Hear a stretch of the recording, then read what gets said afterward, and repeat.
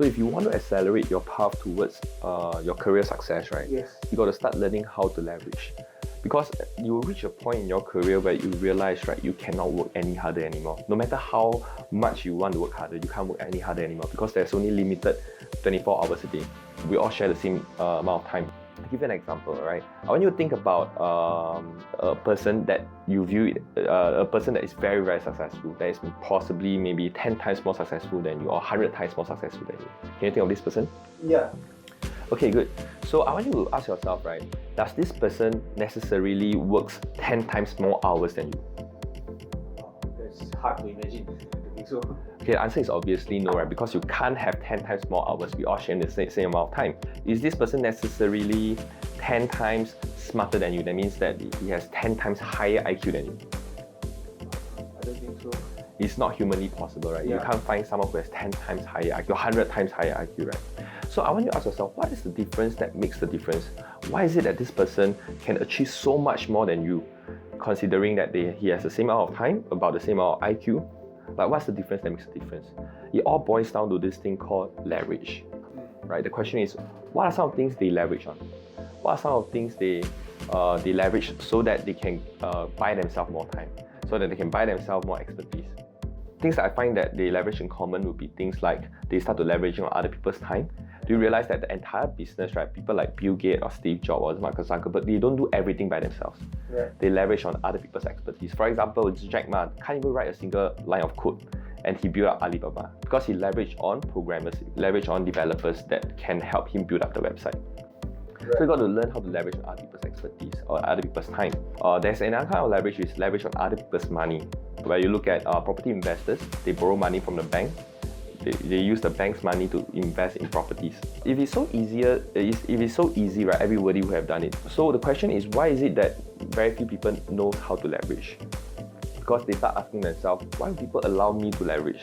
Why would they allow me to leverage on them for me to become successful or for me to move forward? I want to introduce to you this one concept that it has helped me a long way since I first started, right? Which is contribute to leverage.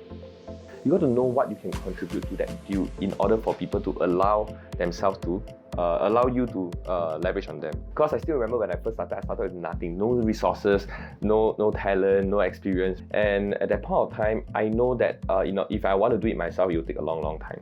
And that is where I realized that I need to find strategic partners that can work together with me so that we can have the economy of scale to do bigger projects that can give us bigger deals. So there were a point of time where we did up this thing called channel partners, where we realized that this project itself requires different roles, and I don't have the expertise to some of the roles, right?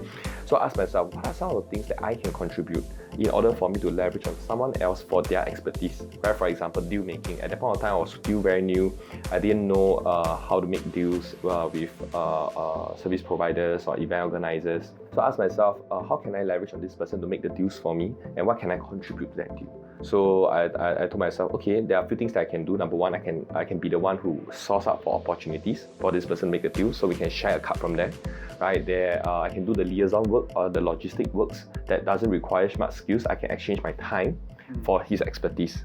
And at the same time, I also realized that I don't want to do so much roles that is very time consuming. So I started developing skill sets on deal making, on public speaking, so that in future, I can leverage on other people to do the logistics for me. I can leverage on people who to do the prospecting for me. So I just have to do the minimum work but get the highest results. So this concept is basically a skill set that you can use in your daily life, in your business, in your relationship. In order for you to leverage, you must first learn how to contribute first. If not, nobody will want to work with you. Even if you go to a deal where you can leverage without contributing, I can tell you this deal will not last long.